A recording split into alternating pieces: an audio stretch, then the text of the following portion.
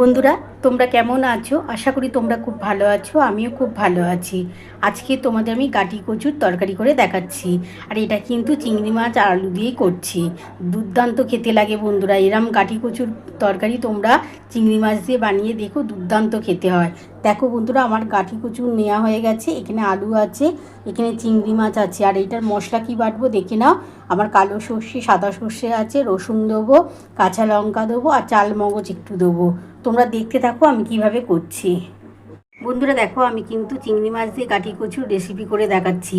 তার জন্যে দেখো আমি চাল মগজ নিয়ে নিয়েছি। এই যে রসুনটা দিয়ে দিচ্ছি।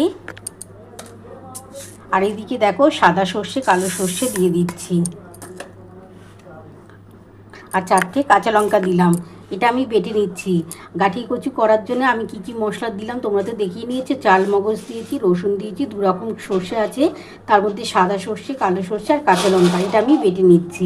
তারপরে কিভাবে করব রেসিপিটা তোমরা দেখতে থাকো। বন্ধুরা দেখো, আমি কিন্তু চিংড়ি মাছটা ভাজার জন্য আমি কিন্তু কড়া বসিয়ে দিয়েছি। কড়ার মধ্যে সর্ষের তেল দিয়ে দিয়েছি। এবার তেলটা গরম হয়ে গেলে আমি চিংড়ি মাছগুলো ভেজে নেবো। দেখো চিংড়ি মাছের মধ্যে নুন হলুদ দিয়ে দিয়েছি। নুন হলুদ দিয়ে ভালো করে একটু মাখিয়ে নিচ্ছি। আর ওইদিকে কড়ার মধ্যে তেল তো বসিয়ে দিয়েছি। তেলটা গরম হলে আমি চিংড়ি মাছগুলো ভেজে তুলে নেবো। খুব বেশি কড়া করে ভাজবো না, মোটামুটি ভাজবো, ভেজে তুলে নেবো। এবার এদিকে দেখে নাও বন্ধুরা, আমার কিন্তু গাঠি কচু আলু কোটা আছে। কিভাবে রেসিপিটা করব তোমরা অবশ্যই দেখতে থাকো। বন্ধুরা দেখো, আমার কিন্তু গাঠি কচু দিয়ে চিংড়ি মাছের তরকারি করার জন্য তোমরা দেখে নাও বন্ধুরা, আমি 2 রকম সর্ষে দিয়েছি। কালো সর্ষে, সাদা সর্ষে, চাল মগজ, কাঁচা লঙ্কা, রসুন একসাথে বেটে নিয়েছি। এই মশলাটা দিয়েই আজকে কিন্তু চিংড়ি মাছ দিয়ে গাঠি কচু রান্না করছি। চলো বন্ধুরা, রেসিপিটা আবার শুরু করা যাক। বন্ধুরা দেখো, তেলটা আমার গরম হয়ে গেছে। এবার চিংড়ি মাছগুলো আমি ভেজে নিচ্ছি।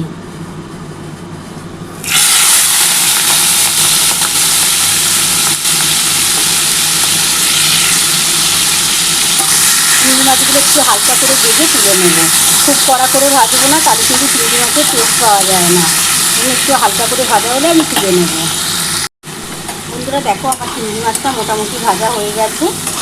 আর সামান্য অল্প একটু ভাজা হলে আমি তুলে নেব।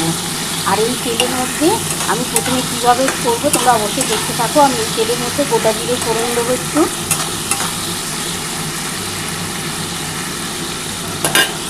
বন্ধুরা দেখো, আমার কিন্তু চিংড়ি মাছটা ভাজা হয়ে গেছে। এবার আমি এটা তুলে নিচ্ছি। এই তেলের মধ্যে আমি কিন্তু আলু আর কচুটা, গাঠি কচুটা একসাথে কিন্তু ভাজবো। বন্ধুরা দেখো, আমার চিংড়ি মাছটা কিন্তু ভাজা হয়ে গেছে। দেখো, আমি খুব বেশি কড়া করে ভাজিনি, মোটামুটি ভেজে আমি তুলে নিয়েছি। এবার দেখো, যে তেলটা রয়েছে চিংড়ি মাছ ভাজার পর, সেই তেলের মধ্যে আমি কিন্তু আলু আর এই যে গাঠি কচুটা একসাথে দিয়ে দিচ্ছি।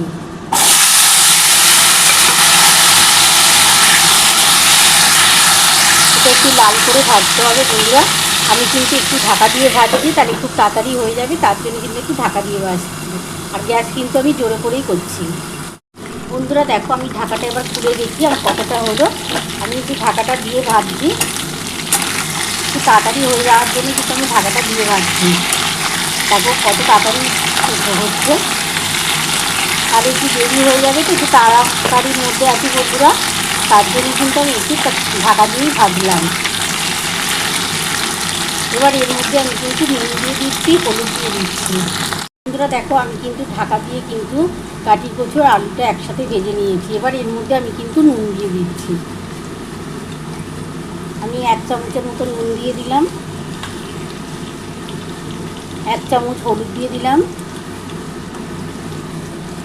এবার কিন্তু ভালো করে নুন আর হলুদটা দিয়ে একটু ভাজা ভাজা করে নিই। পুরো নুন হলুদটা দিয়ে ভালো করে গাঠি কচু আর আলুটাকে একটুখানি ভেজে নেব। তারপরে যে মশলাটা বেটে রেখেছি তোমরা তো দেখেই নিয়েছে। 2 রকম সর্ষে আছে, সাদা সর্ষে, কালো সর্ষে, চাল মগজ আছে, কাঁচা লঙ্কা আছে, সব একসাথে আমি কিন্তু বেটে নিয়েছি। আর তার মধ্যে রসুন বাটা, রসুন দিয়েছি বন্ধুরা। অবশ্যই তোমরা রসুনটা দিও, দেখবে টেস্টটা খুব ভালো হয়। এবার আমি কিন্তু ওই মশলাটা দিয়ে দিচ্ছি। আমি কাঁচা লঙ্কা দিয়ে করছি বন্ধুরা আজকে, তোমরা কিন্তু ঝাল লঙ্কা দিয়ে করতে পারো। এই যে মশলাটা বাটা আছে, মশলাটা দিয়ে দিলাম। এর মধ্যে সামান্য অল্প একটু জল দিয়ে ঢেলে দেবো।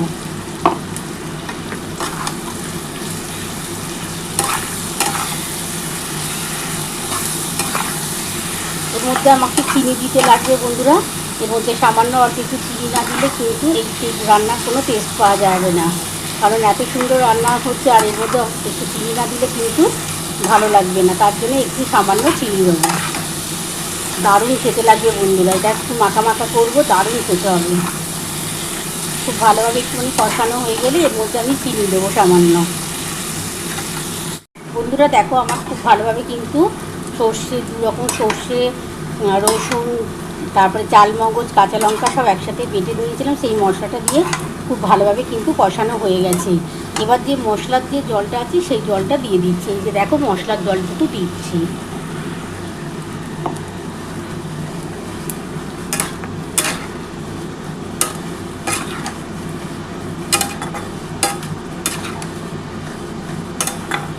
এবার এর মধ্যে কিন্তু একটা টমেটো দেবো। টমেটোর কথাটা তোমাদের বলতে ভুলে গেছিলাম, একটা ছোট টমেটো দেবো। বন্ধুরা দেখো আমি কিন্তু একটা টমেটো ফুটিয়েছিলাম কিন্তু বলতে ভুলে গেছিলাম, এই টমেটোটা দিয়ে দিলাম। এই টমেটোটা দিয়ে ভালো করে একটু কষানোর পর আমি কিন্তু একটু সামান্য চিনি দিয়ে দেবো। দারুণ খেতে লাগবে, এর মধ্যে চিংড়ি মাছ পড়বে, দুর্দান্ত বন্ধুরা। এরকম কিন্তু কাঠি কচু দিয়ে চিংড়ি মাছের তরকারি বানিয়ে দেখো, আর এরকম মশলা দিয়ে বানিয়ে দেখো অবশ্যই বন্ধুরা, একবার এই বন্ধুর কথা শোনো, দুর্দান্ত খেতে লাগবে। এটা কিন্তু গরম ভাতের সাথে, এমনকি রুটি পরোটাতেও কিন্তু দুর্দান্ত লাগবে খেতে। আমি এর মধ্যে একটু সামান্য চিনি দিয়ে দিচ্ছি, একটু সামান্য চিনি দিচ্ছি বন্ধুরা, একটু চিনি না দিলে টেস্ট পাওয়া যাবে না।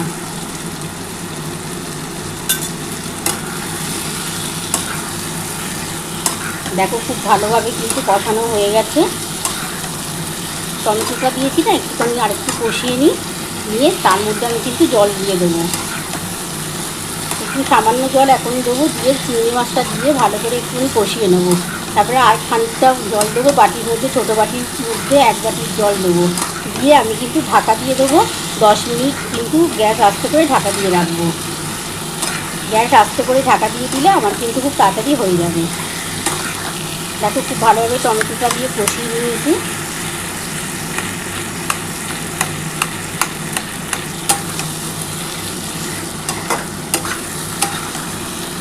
এবার সামান্য অল্প একটু জল দিয়ে দিচ্ছি, দিয়ে আমি কিন্তু চিংড়ি মাছটা দিয়ে কষাবো।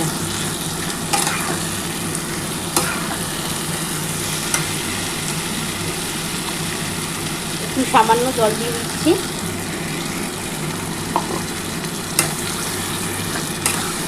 এবার এর মধ্যে কিন্তু আমি চিংড়ি মাছটা দিয়ে একটু কষিয়ে নেবো, নিয়ে একটা ছোটো বাটির 1 বাটি জল দিয়ে আমি কিন্তু ঢাকা দিয়ে দেবো, দিয়ে গ্যাস আস্তে করে 10 মিনিটের মতন রাখলেই হয়ে যাবে। এই যে চিংড়ি মাছটা দিয়ে দিলাম।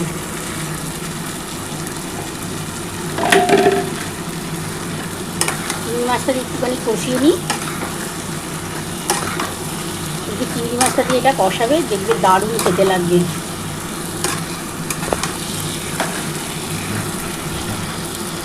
দিয়ে আর ছোটো বাটির 1 বাটি জল দেবো, খুব বেশি জল দেবো না, ছোটো বাটির 1 বাটির মতন জল দিয়ে আমি ঢাকা দিয়ে দেবো।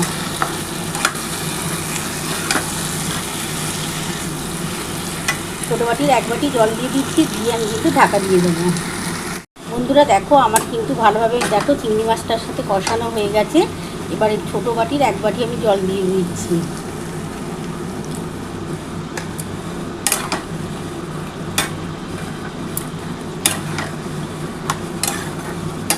খুব বেশি জল দেবো না, কারণ এটা ঝোল ঝোল খেতে ভালো লাগবে না বন্ধুরা, একটু মাখা মাখা হবে, খেতে খুব টেস্ট লাগবে কিন্তু।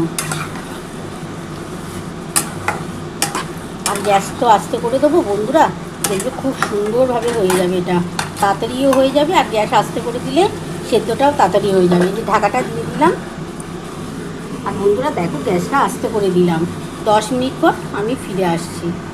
দেখো আমি 10 মিনিট পর ফিরে এলাম, আর আমার গ্যাস কিন্তু আস্তে করাই আছে বন্ধুরা। দেখো বন্ধুরা আমার গ্যাস কিন্তু আস্তে করেই করছি, দেখি কতটা হলো। দেখো বন্ধুরা মনে হচ্ছে হয়ে গেছে, তাও দেখে নিচ্ছি বন্ধুরা, কারণ কাঠি কচু সেদ্ধ হতে টাইম লাগে।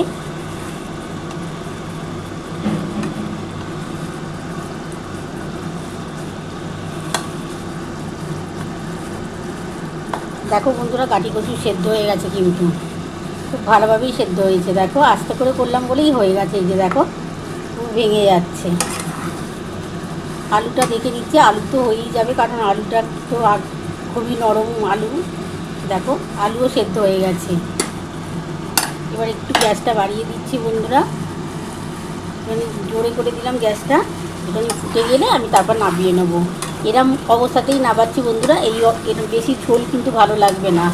এরকমভাবে নাবিয়ে তোমরা খাবে, এটা কিন্তু তোমরা গরম ভাতের সাথেও খেতে পারবে, এমনকি রুটি পরোটার সাথেও চমৎকার লাগবে খেতে। এবার আমি নাবিয়ে নিচ্ছি বন্ধুরা, নাবিয়ে তোমাদের দেখাচ্ছি। বন্ধুরা দেখো আমার চিংড়ি মাছ দিয়ে গাঠি কচু আলুর তরকারি নামানো হয়ে গেছে। তোমরা তো পুরো রেসিপিটাই দেখে নিয়েছো আমি কিভাবে করেছি। তোমাদের যদি আমার এই রেসিপিটা ভালো লেগে থাকে প্লিজ একটা লাইক সাবস্ক্রাইব করতে ভুলো না। আর কমেন্ট বক্সে অবশ্যই জানিও কেমন হয়েছে। তাহলে এরকম আরও নতুন নতুন রেসিপি নিয়ে তোমাদের সামনে হাজির হব। Thank you.